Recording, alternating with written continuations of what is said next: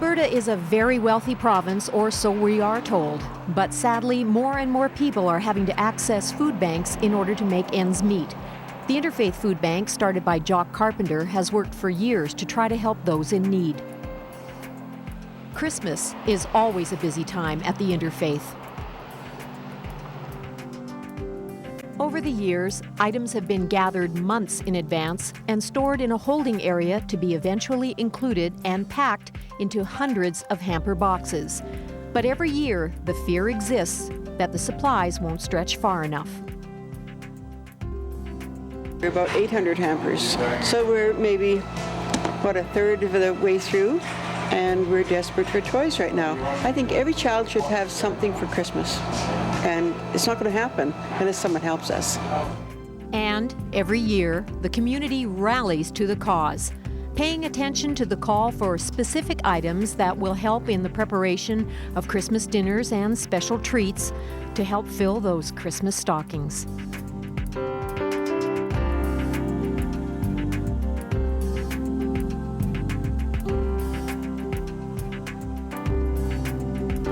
In 1998, we visited the Interfaith to report on their ongoing garage sale. This venture has taken on a different look over the years, from clothing to kitchen items, toys, and small home appliances. All funds went to buy food for the hampers. In 2003, we checked in on the school backpack campaign, which starts up every summer and helps send hundreds of kids back to school with much-needed supplies. Last year we did 941 backpacks. Those were new backpacks filled with school supplies. And this year we probably expect, if our numbers indicates as much, we'll go well over 1,000. You don't want to go to school and have to sit at the back and beg for your pens and pencils. As soon as you do that, it labels you poor. When you're labeled poor, then you get bullied. Children need to be like the rest of their peers. It's so important for their esteem that they need to go to school, with their supplies. Even the small amount that we can give them, it gives them a boost and a start.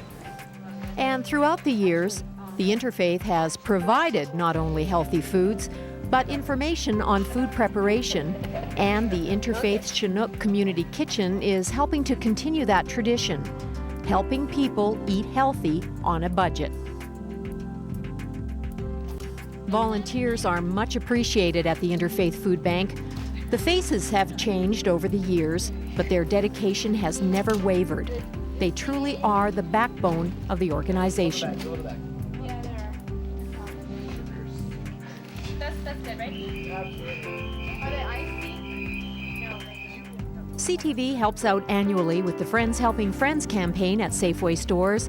Our friends Kathy Martin and Brent Brooks from 107.7 The River help us get the word out, and the donations, thankfully, come pouring in. Every couple of months, the Customer Care Centre for Canadian Freightways, which is downtown here in Lethbridge, we have a food drive. So we get a Blue Jean week, and all the employees for a whole week bring food for every day, and they get to wear jeans for the whole week. And we call up the Interfaith Food Bank, and they come down and pick it all up from us. So it's a good way to help out. A lot of work has gone on behind the doors of the Interfaith Food Bank over the years. In 2006 alone, nearly 7,000 hampers went out to two-parent and single-parent families. Not only did the moms receive extra food, but the newborns got the special items they need as well. The must-haves that are always on the list are your non-perishable foods, cereals, pasta sauces, and of course canned vegetables and fruits. One of the things that we always are struggling for is the non-perishables.